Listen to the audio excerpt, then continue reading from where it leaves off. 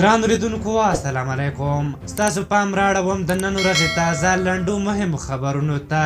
پیل د عبدالله او غني له معاملې کوو.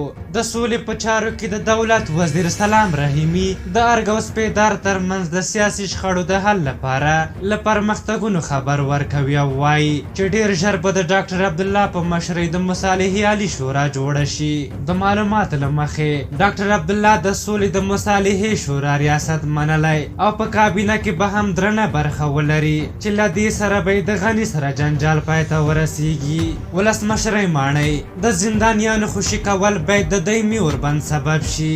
افغان حکومت وایي تمه لري چې تاوتریخوالی کم شي او دایمي اوربند رامنځته شي. د یادولو ده چې افغان حکومت او طالبانو په دې وروستیو کې د یو بل بندیان خوشي کړي دي، خو لا هم د تاوتریخوالي کمښت نه ښکاري. فارن پالیسي که اقدام ونه شي کورونا به تر جګړې ډېر افغانان ووژني. فارن پالیسي نشریې تازه په یوه مقاله کې لیکلي افغانستان د کمزوري او ویجاړ روغتیایي سیستم په مرسته غواړي له داسې یو ویروس سره مبارزه وکړي چې هغه د نړۍ پرمختللي هیوادونه ناکام کړل.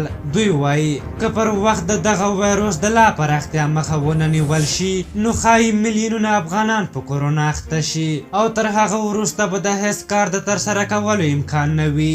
دوی زیاتوي په افغانستان کې روغتیایي خدمات کم دي، روغتیایي بنسټونه کمزوري دي، جګړه روانه ده، عامه پوهاوی کم دی، نو د دغه نړیوالې وبا تلفات به په افغانستان کې تر جګړو ډېر وي. د هند بهرنیو چارو وزیر د افغانستان سره د سولې په برخه کې یو ځل بیا د همکارۍ او مرستې ډاډ ورکړی دی. د هند بهرنیو چارو وزیر شنکر په خبره دوی له افغانستان سره تاریخي اړیکې لري او دغه اړیکې په سوله او ثبات کې لا ښې پالل کېدلی او پراخېدلی شي.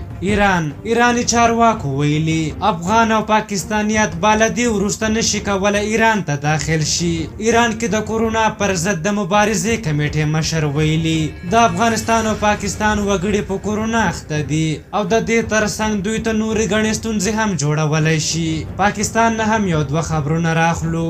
د خیبر پښتونخوا په بونیر سیمه کې په وسلوال برید کې دوه پاکستاني سرتیري وژل شوي او یو بل ټپي شوی دی. پاکستاني چارواکو ویلي چې دغه پیښه پرون سوات ته نږدې ایلم غره کې رامنځته شوې ده. د برید مسؤلیت د تحریک طالبان پاکستان ډلې په غاړه اخیستی او وایي شپږ پاکستاني سرتیري وژلي. علي وزیر د پښتون ژغورنې غورځنګ د رهبرۍ مخکښ غړي علي وزیر ویلي د چا پلار هم نشي کولی ما خپل وطن افغانستان ته له سفر کولو را وګرځوي. علي وزیر تازه د پاکستان حکومت ته په خطاب کې ویلي افغانستان زموږ د پلرونو او نیکونو کور دی، هر کله چې وغواړم هلته تللی شم او له خلکو سره کتلی شم. ښاغلي وزیر دغه څرګندونې د هغه د ورور عارف وزیر د نیولو په غبرګون کې کړې. په هر حال دا و د نن ورځې تازه لنډ او مهم خبرونه. تر بیا چې ستاسو چوپړ ته راځم په لویو بخښونکي خدای مو سپارم. د الله په امان.